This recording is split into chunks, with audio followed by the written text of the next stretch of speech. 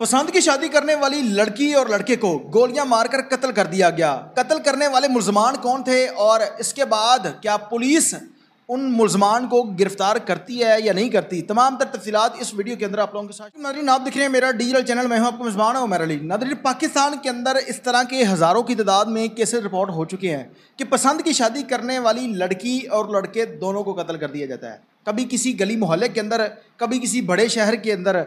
और इसी तरह का अफसोसनाक वाक़या लाहौर का इलाका है भाटी गेट, जहाँ पर दोहरे कत्ल की वारदात सामने आई है। और ये जो लड़की और लड़का है, इन्होंने शादी पसंद की और आपस में रिश्तेदार हैं और पठान फैमिली से तल्लक रखते हैं। लड़के का नाम दीन मोहम्मद है और लड़की का नाम नफीसा है। ये आपस में रिश्तेदार हैं, एक दूसरे को पसंद करते थे और शादी करना चाहते थे, जिस पर लड़के की जो उम्र है वो ज़्यादा होने की वजह से लड़की के घर वाले रिश्ता नहीं करते।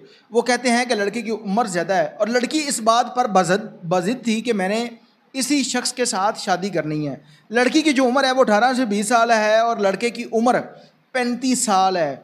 और जब इन्होंने रिश्ता भेजा तो लड़की के घर वाले साफ नकारी हो जाते हैं कि हमने रिश्ता नहीं देना। इसके बाद लड़की और लड़के का फ़ोन पर रब्ता था और इन्होंने आपस में मशवरा किया कि हम पसंद की शादी कर लेते हैं भाग कर।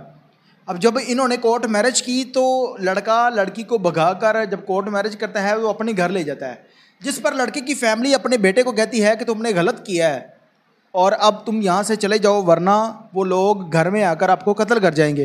किसी ऐसी जगह पर चले जाओ जहाँ पर किसी को पता न चले।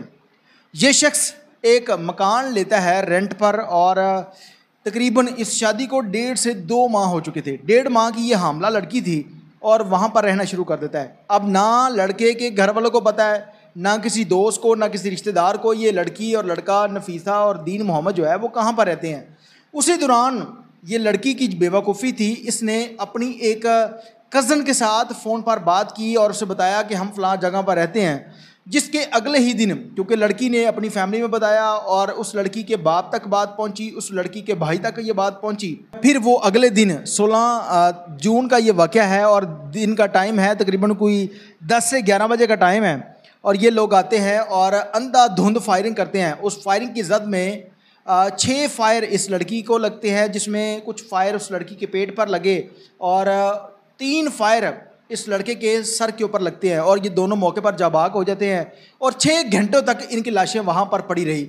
उसके बाद पुलिस की भारी नफरी मौके पर पहुँचती है। तमाम तर वकूवे का जायजा लेने के बाद इनकी जो डेड बॉडी है पोस्टमार्टम के लिए मुतल्लिका अस्पताल पहुँचाती है और इसमें जो लड़के की फैमिली है उसको बाद में पता चलता है। जब वो मौके पर पहुँचते हैं देखते हैं कि उस गरीब माँ का बेटा, बूढ़ी माँ का बेटा, जो कि जिसकी 35 साल उम्र थी और वो शख्स मुर्दा हालत में अस्पताल के मुर्दा खाने में पड़ा हुआ है। उस वक़्त क़यामत का समा था और तदफीन इन दोनों की हो चुकी है, जिसमें लड़की की जो ना वालदा ने शिरकत की और ना इसमें वालद, कोई रिश्तेदार नहीं आता, क्योंकि उन्होंने ख़ुद कत्ल किया और उसके बाद इनके बेटे को भी कत्ल कर दिया जाता है। और आज इस कत्ल को 72 घंटे गुजर चुके हैं, लेकिन अभी तक मदई मुकदमा जो है वो जो मदई मुकदमा फैमिली है उनका ये कहना है कि किसी भी मुलज़म को गिरफ़्तार नहीं किया गया और उनका ये कहना है कि जिन लोगों को FIR के अंदर नामजद किया गया है मरियम नवाज साहबा से गुजारिश है कि उन मुल्ज़मान को गिरफ़्तार करने के बाद करार वाक़या सज़ा दिलवाने में पुलिस अपना पूरा किरदार अदा करे। पाकिस्तान के अंदर इस तरह के जो जुल्म हैं वो बढ़ते चले जा रहे हैं। उसी निस्बत से अगर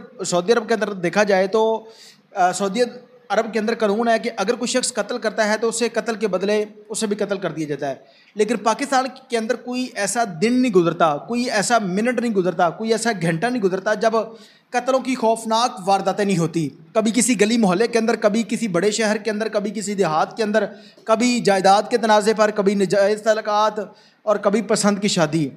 आजकल के दौर में जो कत्लों की सबसे ज़्यादा वारदातें हो रही हैं वो जायदाद का लालच, नाजायज़ तलाक़ात की वजह से लोगों को कत्ल किया जा रहा है। लेकिन पाकिस्तान के अंदर कानून नहीं है।